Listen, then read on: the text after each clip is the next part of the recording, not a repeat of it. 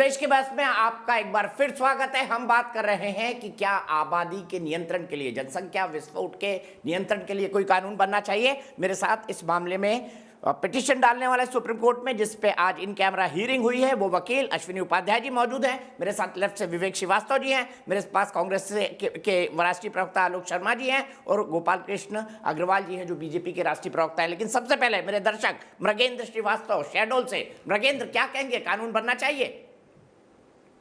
जय आदरणीय, बहुत बहुत धन्यवाद आपका। हृदय प्रदेश की विराट भूमि से समस्त राष्ट्रको को मृगेंद्र श्रीवास्तव तनहा सादर नमस्कार। कानून जनसंख्या नियंत्रण पर बने, इसके हम प्रबल समर्थन में हैं। मैं आदरणीय निवेदन करना चाहूंगा, 11 जुलाई विश्व जनसंख्या दिवस के संदर्भ में और आज की चर्चा का विषय जनसंख्या वृद्धि विकास की दुश्मन। जी हाँ, दुश्मन नहीं, महादुश्मन है, ये घातक है। इसलिए कहना चाहूंगा कि जनसंख्या समस्या कब होती है? किसी देश में उपलब्ध साधनों के अनुपात में जनसंख्या का कम या अधिक होना समस्या कहलाता है। हमारे देश के संदर्भ में देखा जाए तो जनसंख्या अधिक है, और अधिक नहीं, इतनी अधिक है कि इसे जनसंख्या विस्फोट का नाम दिया जाता है। सारे विकास के प्रयास निष्फल हो जाते हैं। मैं समस्त विद्वानों से निवेदन करना चाहूंगा कि आप एक ऐसे नजरिए से देखिए जिसे हम राष्ट्रीय नजरिया कहते हैं। राष्ट्र कल्याण की भावना की चश्मे से आप अगर देखेंगे तो आप पाएंगे कि आज ऐसे हालात बन चुके हैं कि जनसंख्या नियंत्रण कानून आज की अनिवार्यता है। भाई साहब, मैं कहना चाहूंगा कि मैं साहित्यकार हूं, कारण निवारण दोनों बातों को मैं चंद दोहों के माध्यम से कहना चाहूंगा। जी, मेरे पास आपके लिए इतना ही वक्त है, मेरे पास, आप माफ कीजिएगा, इतना ही वक्त है मेरे आपके पास। विवेक श्रीवास्तव जी, जनता कह रही है कि बनना चाहिए, हमारे दर्शक कह रहे हैं कि बनना चाहिए, तो योगी जी कुछ गलत नहीं कर रहे हैं 11 तारीख को विश्व जनसंख्या दिवस पर जनसंख्या नीति का ड्राफ्ट लाकर? आप क्या कहेंगे, सपोर्ट करते हैं? आप नहीं, सुनिए, जनसंख्या कानून लाएं, उसमें कोई प्रॉब्लम नहीं है। मुझे नहीं लगता कोई भी पॉलिटिकल पार्टी या मुस्लिम समाज या माइनॉरिटीज भी इसके खिलाफ है। अब लेकिन साहब, जहां तक योगी साहब के नियत का सवाल है, वो तो पोलराइजेशन चाहते हैं। वो चाहते हैं कुछ ऐसा किया जाए कि पटाखा फूटे, बम फटे, हड़कंप मचे और यूपी के अंदर हिंदू मुसलमानवाद पैदा हो जाए। मुसलमानों के लिए कुछ ऐसी भैया। नहीं, आप सुनिए ना सर, ये सो रहे थे क्या योगी अभी तक? ये आज आप डिस्कशन हम क्यों कर रहे हैं? इसकी टाइमिंग ऐसी क्यों है? इसकी टाइमिंग योगी साहब इसलिए इस बिल को लेकर के आ रहे हैं कि वहां पर माइनॉरिटीज को कहीं ना कहीं से टारगेट करके आतंकित किया जाए, वहां हिंदू मुसलमानवाद हो, मेजॉरिटी को कन्विंस किया जाए कि आपके बुरे हाल के लिए भ्रष्टाचार, हिंदू गरीब भी टारगेट होंगे भाई, हिंदू गरीब भी टारगेट होंगे। ये धर्म का मसला नहीं है, या शिक्षा का मसला है, गरीबी का मसला है। अच्छी बात है। दूसरी बात आप सुने, जो चीज आलोक जी अभी कह रहे थे, शायद वो अश्विनी उपाध्याय जी को समझ में नहीं आई।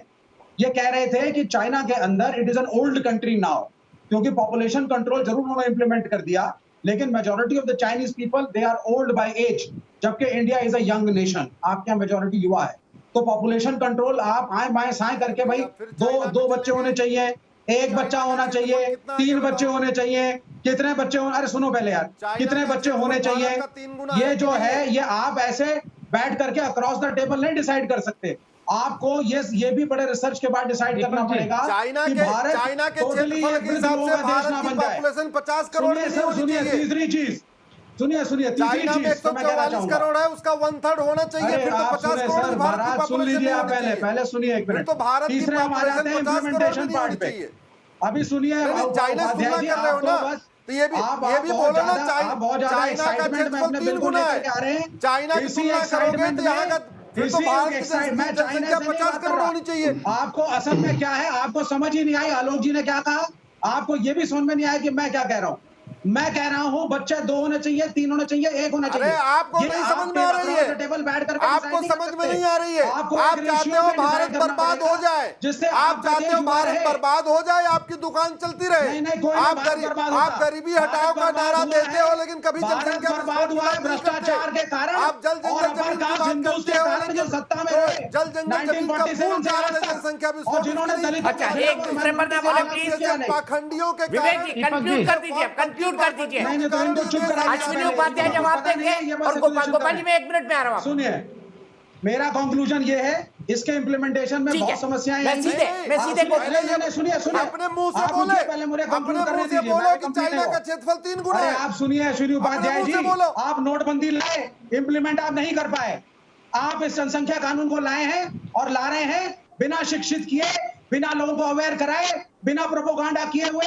आदिवासी है यहाँ पर, SC STs हैं, गांव के लोग हैं, उनको नहीं मालूम आप क्या लेकर के आ रहे हैं, क्यों लेकर के आ रहे हैं, किस पॉजिटिव एक्शन की आप बात कर रहे हैं। आप पहले 2 साल कैंपेन चलाइए और लोगों को इसके फायदे समझाइए, उसके बाद, वरना नोटबंदी की तरह ये भी फेल होगा। सबको फायदा समझ में आ जाएगा। हाँ, सबको फायदा भी समझ में आएगा, सबको नुकसान भी समझ में आएगा। इकोनॉमी में फेल है, आपकी दुकान नहीं चलेगी। चलिए विवेक जी हो गया, हो गया, विवेक जी हो गया, विवेक जी हो गया, शांत हो जाइए, ब्रेक लगाइए, ब्रेक लगाइए। आप भी अनुराग भदौरिया बनते जा रहे हैं। सीधे चलते हैं अग्रवाल जी के पास, फिर चलता हूं आलोक शर्मा जी के पास। अग्रवाल जी, क्या इसके पीछे ये है कि आप पोलराइजेशन चाहते हैं इसलिए योगी जी लेकर आ रहे हैं? आप पर राजनीतिक आरोप लग रहा है। नहीं, देखे पोलराइजेशन का जो एक शफुगा हर लोग चढ़ते बंगाल में, और यहाँ पे पोलराइजेशन से हमें नुकसान हुआ है जो भी कुछ हुआ था। ऐसा नहीं है कि पोलराइजेशन का भारतीय जनता पार्टी को हरदम फायदा होता है। दूसरी बात मैं ये कहना चाहता हूँ, बहुत महत्वपूर्ण है ये बात दीपक जी, कि जो इंसेंटिवाइजेशन की बात मैं कर रहा हूँ उसमें फाइनेंशियल इंसेंटिवाइजेशन की बात है, तो वह जो अश्विनी उपाध्याय जी या कुछ लोग और इसके समर्थन में कह रहे हैं, वह उसमें कोई फर्क नहीं है। मैं ये तो सही बात है कि अगर नौकरी मिले, इस तरह के बेनिफिट, फाइनेंशियल बेनिफिट्स की इंक्लूजन की बात हम कर रहे हैं, इसी बात की स्वीकारोक्ति है। तो इसलिए यह सब चीजें ही फाइनेंशियल इंसेंटिवाइजेशन की बात कर रहे हैं। जो पीनलाइज करके जो अलग तरीके से नेगेटिव इंसेंटिवाइज करने की बात है, वह अभी एक तरीके से और ज्यादा चर्चा होनी चाहिए, इतना मेरा कहना है। तीसरी बात यह है कि यह जो बार बार कोई भी प्रोग्रेसिव कानून आता है, तो कुछ माइनॉरिटी के जो ठेकेदार अपने आप को समझते हैं, वो स्वीकारोक्ति में इतनी जल्दी जंप करते हैं कि वह खुद ही अपने आप को एक्सपोज कर लेते हैं। कौन इसमें, आपने बिल्कुल दीपक जी ठीक कहा, इसमें कहाँ कह रहे हैं कि ये मुसलमानों के खिलाफ ही केवल बिल है, और विवेक जी कैसे उछल रहे हैं कि आप माइनॉरिटीज को दबा रहे हैं, उनके अधिकारों का योगी सरकार और RSS का एजेंडा रहा है। ठीक है आलोक शर्मा जी, योगी सरकार और आलोक शर्मा जी, तो इसलिए बिल्कुल आलोक शर्मा जी, आपको भी लगता है RSS का एजेंडा है, और आपको भी लगता है कि योगी जी सिर्फ पोलराइजेशन के लिए इसको लेकर आ रहे हैं? यूनिफॉर्म सिविल कोर्ट आना चाहिए। मुझे केवल ये बताइए कि अभी यहाँ पर 2 लोग बैठे हैं जो बीजेपी से ताल्लुक रखते हैं। RSS, बीजेपी और विश्व हिंदू परिषद के 100 नेताओं के 100 बयान हैं कि हिंदुओं को आबादी बढ़ानी चाहिए। क्या ये सच है कि नहीं? क्या एक को भी पेनल्टी दी ना? तो उनको भी तो क्या एक नुकसान को भी होगा पार्टी ना? से बाहर किया? जो बढ़ाएंगे उनको भी होगा, तो फिर तो आप कुछ तालियां अरे भाई, बजाइए। जो ऐसे नहीं, जो लोग अपनी आबादी बढ़ाने की नहीं बात तो फिर करते हैं, आपकी पार्टी जो बढ़ाएंगे, सुनिए ना, मैं हम तो अग्रवाल उन्हीं के लिए ला साहब रहे हैं, बीच में नहीं बोला, उन्हीं के लिए ला रहे हैं ना, आप तो मैं कुछ हो जाइए। बीच में नहीं बोला। मतलब आप RSS के लिए ला रहे हैं क्या? विश्व हिंदू परिषद के लिए? गोपाल जी प्लीज बीच में नहीं। तो सुनिए ना मेरी बात भाई, मैंने कहा इतने तमाम लीडर्स के बयान हैं कि उसमें तमाम तरह से कहा गया है कि आबादी बढ़नी चाहिए, 10-10 बच्चे हिंदुओं को पैदा करने चाहिए। वो लोग संसद में बैठे हुए हैं, आप बिल की बात कर रहे हैं। अभी चाइना से कंपैरिजन की बात अश्विनी भाई कर रहे थे। चाइना में 11% एग्रीकल्चरेबल एरिया है, हिंदुस्तान में 87% है। चाइना से कभी करना हो ना तो 11 के 11। अरे सुनिए ना भाई, सुनते नहीं है ना, प्रॉब्लम तो यही है, इसीलिए बाल उड़ गए आपके। सुना कीजिए बात को। 21 प्रोविंस का मैं कंपैरिजन कर सकता हूँ चाइना। आजकल आप लगता है अपने आप राहुल गांधी वाली अरे बुद्धि आप सुनिए ले रहे हो ना, आलोक फिर वही बुद्धिहीन वाली बात करेंगे। मैं कह रहा हूँ आप चाइना के, सुन लीजिए अश्विनी भाई, सुन लीजिए। क्या पागल लोग हैं यार। नहीं, पहले कभी आप ऐसे नहीं करते थे। अरे भाई मैं कह रहा हूँ, मैं 21 पहले कभी आप ऐसे मिसबिहेव नहीं करते थे। ऐसे लग रहा है आजकल आप राहुल गांधी वाली बूटी आप डेली शाम को ले रहे हैं। बोलते रहिए, पहले बोलते रहिए।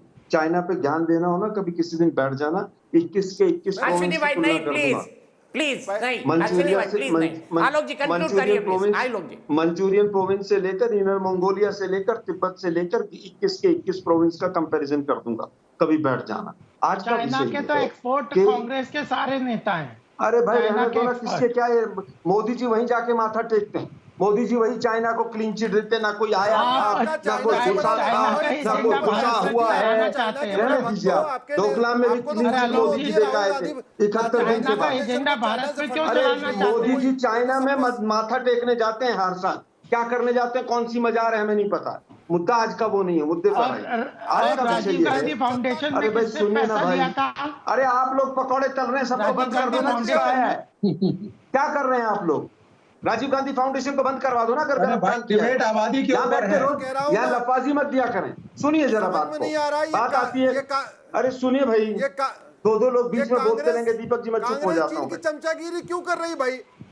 मैं चुप हो अरे जाता कोई हूँ। किसी की चमचागिरी नहीं कर रहा अच्छा है। एक minute Congress please, communist Ashwini ji, Samajwadi Ashwini party ji, सभी गोपाल नेशनलिस्ट जी हैं। प्लीज, आलोक भाई और सभी कंक्लूड देश से करिए, प्रेम करते हैं। आखिरी कमेंट आएगा।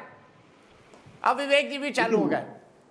देखिए मुझे लगता है मैं जिन नहीं लोगों बोल को रहा। ये, जो लोग ये कह रहे हैं कि बोलिए गरीबी आलोक जी। हटाओ का नारा कांग्रेस ने दिया था, मोदी जी पहले देश के प्रधानमंत्री हैं जिनके समय में 6.5 करोड़ लोग गरीबी रेखा में वापस पहुंच गए। तो कम से कम बीजेपी के लोग गरीबी की बात ना करें। दूसरी चीज, आज पर कैपिटा इनकम बांग्लादेश से नीचे चली गई, उसके ऊपर चर्चा करें कि किस तरह से पॉजिटिव इंसेंटिव जो स्कीम्स हैं, और पिछले 30 साल से हर सरकार की वही नियत है और वही नियति चली आ रही है, लेकिन उस पर ऊपर किस तरह से भट्टा लगा है, सर, आबादी इसके पे ऊपर बात चर्चा कर लेते होनी हैं ना, चाहिए। आबादी पे बात कर लेते हैं। आबादी की कह रहा हूं आलोक मैं, भाई। आबादी की दीपक जी ठीक है, आबादी पर बात कर ले, इकोनॉमिक उस पर भी ग्रोथ करेंगे। Deepak ji, economic growth rate हमेशा से डायरेक्टली प्रोपोर्शनल है पॉपुलेशन ठीक है, कंट्रोल के लिए, लेकिन ये लोग ठीक है। केवल हिंदू मुस्लिम करने के लिए दीपक जी, बैठते हैं, 10 इसके अलावा सेकंड। कुछ नहीं। ठीक है, नहीं, अश्विनी मुझे उपाध्याय केवल जी, ये आप बताइए, मानते हैं एक इनका अंतिम बात आर्गुमेंट? कहना चाह रहा हूं मैं, दीपक जी, मैं आप अंतिम बात मानते हैं इस कहना आर्गुमेंट को, चाह रहा अश्विनी हूं उपाध्याय जी? कि अगर ये इतना ही अच्छा था नेगेटिव इंसेंटिव करके और पेनल्टी मेथड, दीपक तो ये जी, प्राइवेट मेंबर बिल क्यों आ रहे हैं भाई? मुझे लगता है सरकार क्यों नहीं बिल लेकर आती? जनहित, 7 साल से क्या पकौड़े कर रहे थे? राष्ट्रहित, यहाँ ठीक पर है, आकर ठीक है, कहेंगे कि ठीक है, पॉपुलेशन ठीक है, जो एक होना मिनट, चाहिए सीधे अश्विनी उपाध्याय पार्लियामेंट में कंक्लूड होगा, करिए। बोलेगा। एग्री करते हैं आप आलोक शर्मा से? मैं दीपक जी बहुत सीधी सी बात कह रहा हूं, भारत की 50% समस्याएं खत्म हो जाएंगी, जनसंख्या अरे तो विस्फोट सरकार को कठोर कहिए कानून ना, बन जाएगा, सरकार को गरीबी कहिए कम बिल होगी, लेकर आए, उसके बेरोजगारी ऊपर भी कम पार्लियामेंट होगी, में चर्चा कुपोषण बिल भी सरकार कम लाए ना, फिर आप पार्लियामेंट में आपके चर्चा ऊपर करवाइए ना। पेश मिलेगा, कर रहा है। सबको शुद्ध फल मिलेगा, पार्लियामेंट में चर्चा नहीं सही सब करेंगे, मिलेगा। सब्जी मिलेगी, सरकार यहाँ लाने मीडिया में में बैठ के डिस्कशन लफाजी करेंगे। मैं कह रहा हूं फिर राहुल गांधी पे राहुल चलेगा गांधी को सरकार। तो आप बिल लोगों भी की नहीं, भाई मैं बता रहा हूं, इतनी जनसंख्या निकम्मी विस्फोट सरकार है का क्या कानून बन जाएगा। कि प्राइवेट मेंबर बिल लाना पड़ रहा है? इतनी निकम्मी सरकार है क्या? सरकार क्यों नहीं बिल लाई? है निकम्मी 7 साल सरकार। से ठीक है, पकौड़े कर रहे यहीं हैं पे पार्लियामेंट रुकूंगा। में बैठकर। चलते चलते मैं आपको कांग्रेस को फाइनल बहुत रिजल्ट बता फायदा देता हूं। होगा। दर्शक क्या सोचते हैं, क्या जनसंख्या दीपक जी। नीति आने के बाद गरीब और अशिक्षितों का नुकसान होगा? यस कहना है 5% लोगों का, लेकिन 95% लोग कहते हैं नहीं। मेरा भी ये मानना है कि इट्स हाई टाइम कि देश को इसके बारे में गंभीरता से सोचना चाहिए। फिलहाल एक ब्रेक।